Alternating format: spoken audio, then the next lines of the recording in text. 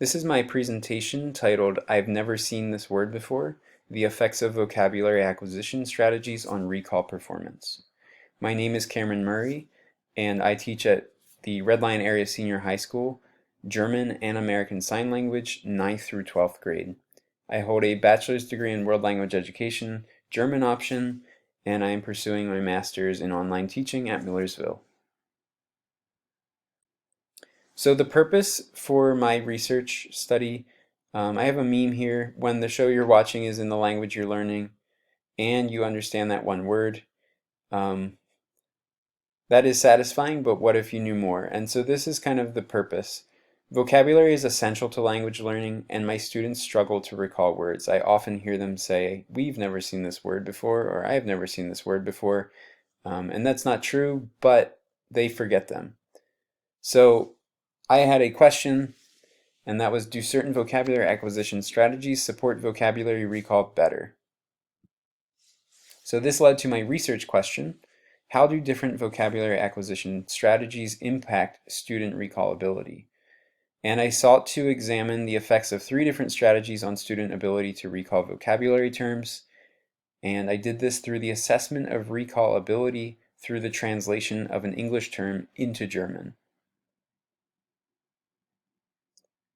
So some relevant literature that I looked at prior to finalizing and deciding ultimately what I would do with my research. The first is from Al Segher, and he described the effects of different annotation methods on vocabulary acquisition. In his study, 70% of the participants rated picture annotation as helpful, and that is essentially word-picture association, so seeing the term paired with a picture. This I saw as applicable to traditional methods of vocabulary learning, such as repetition, translation, and the like, and that's kind of what helped me to form that aspect of my study. The second is Miatsu and McDaniel, and they observed the effects of applying retrieval practice to mnemonic device strategy, and they determined that this increased the effectiveness when they applied retrieval practice in conjunction with mnemonic devices, and they also suggested further study of mnemonic techniques. So this is something that I also sought to do. I applied the mnemonic device strategies in my research, not something that I typically would use in class for everything, but I decided I wanted to explore it, and I also included and told my students to use recall when doing that. So essentially trying to practice saying or writing the words based on the devices that they created. The third is by Platzer. In his study, he examined Quizlet's impact on vocabulary acquisition through the variety of modes available on Quizlet, so that is the activities that are there. His study suggests that there is increased effectiveness with activities that use recall skills versus those that only use recognition skills. For example, matching would be recognition, as they see the German and just match it to the English. And it would also include things where they are translating from German to English. So they need to be producing that German based on the English. They also noted limitations of the study due to participants' lack of familiarity with Quizlet. However, my students are well familiar with Quizlet as they use it in my class and in others. So all of this helped me to design my research study. And how that looked was that I decided to create 3 separate phases. In the first, it's the traditional method. So in each phase, I included 10 different vocabulary words. In the traditional method, they had to use one of the 4 strategies listed there: repetition, translation, picture word association, and flashcards. Number 2 was the mnemonic device strategies phase, and they could use acrostic, pegword, or keyword strategies. And I also told them or encouraged them to use recall activities.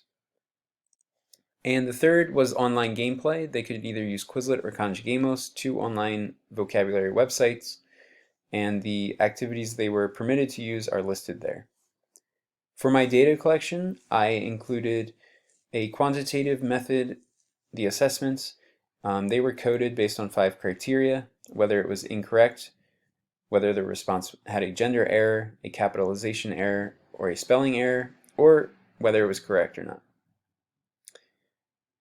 I did ignore gender and capitalization errors because I felt that they were acceptable because I was only looking at the term itself. Could they essentially write the term or come up with the term? The spelling wasn't. The spelling was a problem. So if they got the spelling wrong, then the answer was wrong. The second method I used was teacher observation checklist, basically observing which activities the students used during the practice phases. And the third is my observation notes, in which I include some student remarks as well as details of my and their daily practice. This is a list of the vocabulary that was used in each phase.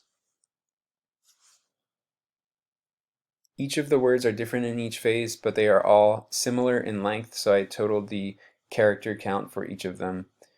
And I tried to avoid cognates, so words that look or sound the same in both languages and mean the same thing, as best I could. So what I found after coding the assessments, I found that mnemonic device strategy yielded the lowest average and had the highest standard deviation. The traditional method in online gameplay yielded similar averages and had similar standard deviations. We can see that a little bit better in these two tables here. So on the left, we're comparing mnemonic versus online gameplay, and on the right, comparing traditional versus mnemonic. I decided ultimately that because the online gameplay and traditional were so similar, there was nothing that really stood out, but I found it a bit more interesting that the mnemonic devices yielded lower results, and so I decided to compare the two. And you can see that for some of those students, they performed quite well on the other two strategies, but for the mnemonic device strategy, it didn't work so well. So some of the conclusions I drew from my study, the first is that traditional methods yielded the best results with the most reliability. I do still have further questions for this, so one thing that I might explore in the future is how do traditional methods impact vocabulary retainment? That is, if I would assess them not just once, but wait then without the practice between the first assessment and do a second assessment, maybe a week later, how do they retain the vocabulary? Is it still as effective? The second one is that mnemonic devices yielded the worst results with the least reliability. But I do have further questions about this. So first, how do mnemonic devices impact vocabulary acquisition when paired with other methods? I believe that they still had some effect, and students were still using mnemonic devices in even some of the other phases, but more naturally. And so I would like to still see how would they pair with other strategies. The second question ties into that natural part there. So how do these mnemonic techniques impact vocabulary recall when used naturally versus artificially?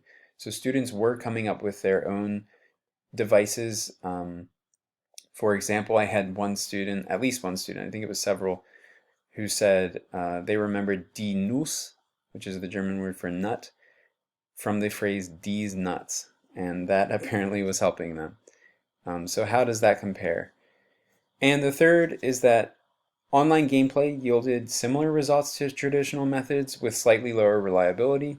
And a further question I have for this is how does collaborative versus independent online gameplay impact vocabulary recall ability? This question came up because I had students who were using collaborative games where they could actually play with each other, so multiplayer versus single player. I do plan on continuing to use traditional methods and online gameplay, very similarly to how I have been. They do seem to be yielding good results. Mnemonic devices I would like to explore more, and this might be something that I kind of look into more in the future, continuing action research and asking these questions, answering hopefully these questions that I have listed here. These are the references for my literature that I included in this presentation. Thank you for listening.